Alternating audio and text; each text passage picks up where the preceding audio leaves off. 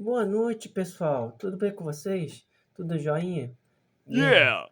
Bom, eu vou começar falando sobre um livro muito interessante, que é sobre o Aldous Huxley, do Admirável Mundo Novo, em que se trata de uma distopia futurista, em que o mundo é tecnocrático dividido por castas genéticas, né? Então você percebe que nesse livro aqui, ó, vou te mostrar a capa, em que há um bebê com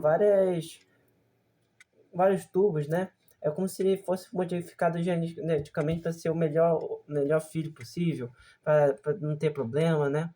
E ele é um livro atual pra caramba. Ele fala que a felicidade é obrigatória e a liberdade é vista como uma ameaça. Né? É um livro bem atual mesmo. Mesmo tendo mais de 100 anos, né? Foi feito em 1972. E a população é controlada desde o nascimento por engenharia genética e condicionamento psicológico. Então é um livro muito bom mesmo, onde a família, a religião e a arte foram abolidas. Tudo em nome da estabilidade social.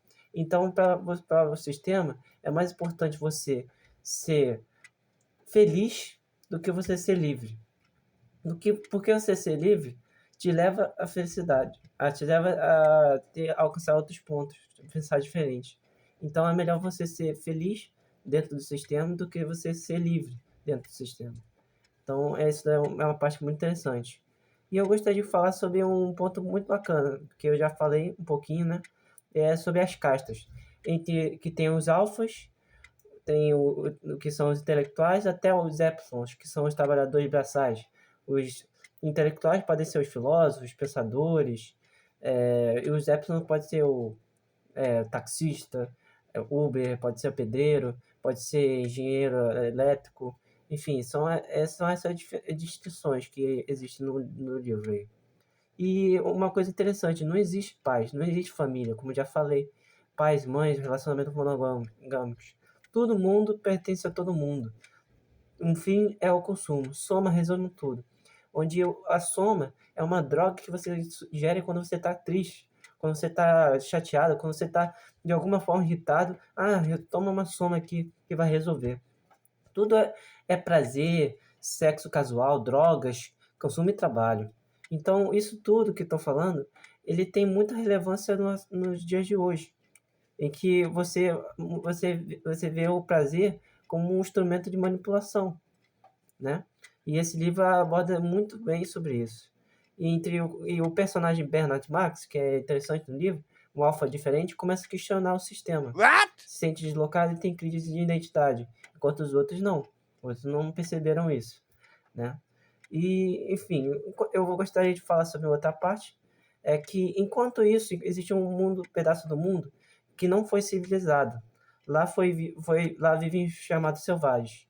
Então, é uma sociedade de selvagens em que tiveram valores antigos, que liam literatura, que tinham Shakespeare, que tinham religião, que aprendiam sobre dor, moral. Então, o John também, que é o personagem principal, ele é filho de uma mulher do mundo civilizado que ficou presa na reserva. Então, aborda bastante que ele não se sente adequado, não se encaixa no mundo civilizado que viviam nesse mundo tão complicado para ele viver. E o Bernard leva John de volta com uma atração exótica, mas John se revolta com o que vive, né? Então John, o selvagem, ele vira um espelho da humanidade que perdemos. E o embate final é entre liberdade e controle, como eu falei, né? Como no início do filme, do livro. E John vê o mundo novo como desumano, superficial e vazio. Isso é bem real mesmo, porque muitas vezes você vê relações superficiais. Hoje em dia, você curtir foto de pessoa já é um sinal, não. A pessoa já está fazendo esse negócio e a pessoa é ruim. A pessoa gosta dessa pessoa, não sei o quê. Comentou tal coisa. Então, muitas vezes, as relações elas acabam se tornando muito superficiais, muito vazias e as redes sociais propagam um pouco sobre isso também. E ele questiona tudo, o uso de soma, a ausência do sofrimento, a falta de amor real. Então, tudo que é humano, tudo que pertence ao humano, ele questiona. Ele questiona e, de fato, ele confronta o controlador Mustafa Bond, que justifica o sistema. As pessoas são felizes, elas não querem liberdade. E, de fato, as pessoas não querem liberdade, porque se quisessem, elas lutariam pela sua liberdade o tempo todo, porque seria, por exemplo, lá no livro 1984, o grande irmão, ele, de fato, queria ter o controle, ele tinha o controle do sistema. E as pessoas ali no. Tinha o Ministério do Amor, tinha o Ministério da Verdade, o Ministério da Paz. Onde o Ministério do Amor você era o mais complicado. E que o Ministério do Amor você. A pessoa não conseguia ter amor mesmo, um amor restrito. Então, esse livro tem paralelos com 1984, do Grande Irmão. Que o Grande Irmão seria, nesse caso, o Mustafa Mond, se você quiser criar um paralelo. E John responde com uma frase marcante: eu quero o direito de ser infeliz. Entendeu? E isso é interessante. Isso é muito bacana. E sobre o final do livro, eu gostaria de falar sobre uma coisa interessante. Que ele se refugia numa cabana, tenta viver sozinho. Mas a sociedade o trata como um espetáculo, um show. Pressionado sem saída, John tira a própria vida. Final simbólico. A liberdade morre nas mãos do sistema que só aceita a felicidade artificial.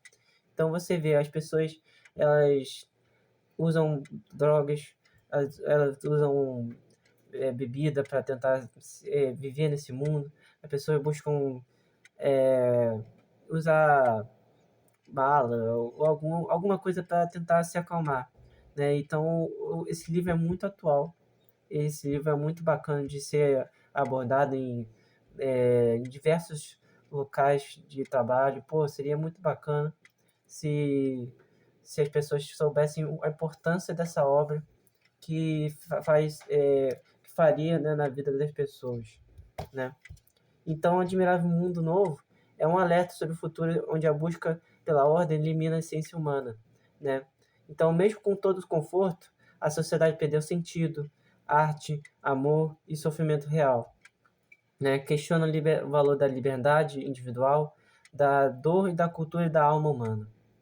Então, o vídeo de hoje é sobre isso, pessoal. Espero que vocês tenham gostado. Curtem, deem um like, compartilhem com seus amigos, com suas amigas. Eu creio que estou tendo uma evolução bastante legal com vocês. Então, comentem, curtem e até a próxima. Muito obrigado pela presença de vocês.